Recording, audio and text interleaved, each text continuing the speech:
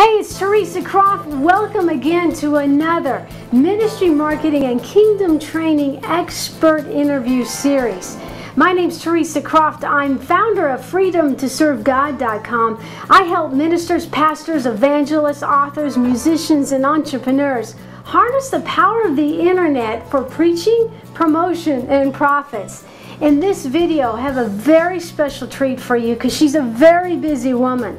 I like to call her the Queen of Ministry Marketing is with us today. We're going to be talking about social media and how important it is to your ministry marketing plan. Pam, welcome, and thank you so much for taking time out of your busy schedule to meet with us. Oh, thank you, Teresa. This is great. This is my first uvu interview, so I'm excited. Yeah, I really love uvu, the way it looks, but anyway, that's another story. Pam, most people know of you who are interested in marketing their ministry, but there's a few on my list that might not be as familiar with you. Can you just give them a brief background of how you got started? Yep, primarily my background was in journalism and public relations, so for about 20 years I did that. I've been a career publicist. I started out as really one of my first jobs was a development director for a summer camp called the Joy of Jesus. Then I became the public relations director for the Salvation Army. That was way back when there was not really too much social media. Actually, we did a lot of things by fax, so I'm dating myself. In about 2000, I decided I wanted to take all of the skills that I learned in terms of marketing ministry on my own with Ministry Marketing Solutions. And primarily, we work with a lot of Christian authors or people that want to build their platform. We've dealt with some mega ministries as well. We've dealt with T.D. Jakes. We've dealt with Dr. Susan Johnson Cook and just even some Christian authors, Bonnie St. John. And we've placed people from TBN to Oprah Show, Oprah Magazine, Essence, Ebony, just the whole gamut of working with traditional media. About 2005, things really shifted. And traditional media became very, very important for especially authors. And I encouraged a lot of my authors to get on at that time about MySpace. Remember MySpace? Yes. And so I encouraged them to get on MySpace. And from there, and always we were doing email marketing. We have an email marketing program where we like, quote unquote, e-blast out to our list. We have a list of about 10,000. So we were using MySpace and we were using email marketing. Really, a few years after that, it just really exploded.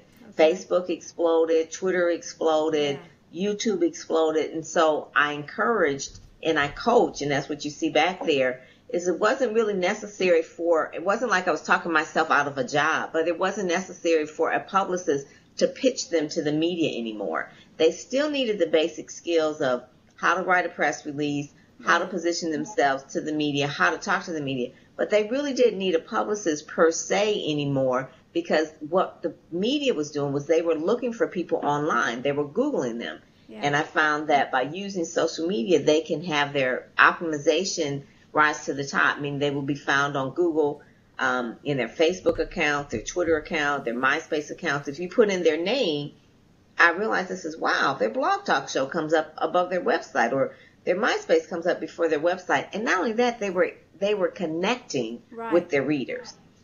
And so that's really like the main thing in terms of like the mega churches and things. I work with a couple of mega churches, but primarily now, Teresa, I work with a lot of business owners because they seem to get it quicker than the churches. And they seem to be willing to understand, okay, I need a finances for, instead of the Yellow Book, I'm going to go over here and get my Google Home Places or my make sure that I rise up on my keywords in my local area, right? Right. It's more or less like it's really, the whole thing is shifted in terms of marketing. And I hear a lot of, like I just spoke yesterday with a group of ministers, and it says, well, Facebook seems to be very impersonal, or Facebook seems to be very, a lot of bad things happen on Facebook. And I told them, I said, it's not like that. Yeah. And so I showed them one particular client, Ty Adams, because of her email marketing campaign, because of her social media campaign. She's been on CNN.com, ABC.com, FoxNews.com. She's getting a whole lot of play for her DVD, Real Housewives of the Bible. And that would not have happened. And then she was actually on CNN, the actual channel, as well as CNN.com. And that is because they looked at her. They looked at her profile on YouTube and Facebook and see how many followers she has on her fan page and Twitter. And that's when it gave them the nod to say, okay, she has it. She has the it factor. That's and so I have to tell people that, times have changed. Churches need to understand that. She still has a Christian message, but she's reaching out to the masses via internet, which I think a lot of people don't want to understand. Even something simple like what you're doing, Teresa, with Uvu, or you're doing the videos, you're doing the editing. You just have to change with the times to get that message out there. And churches tend to lag behind in that. And I don't know why that is. There's just a misconception that they think it's just for kids. That's good.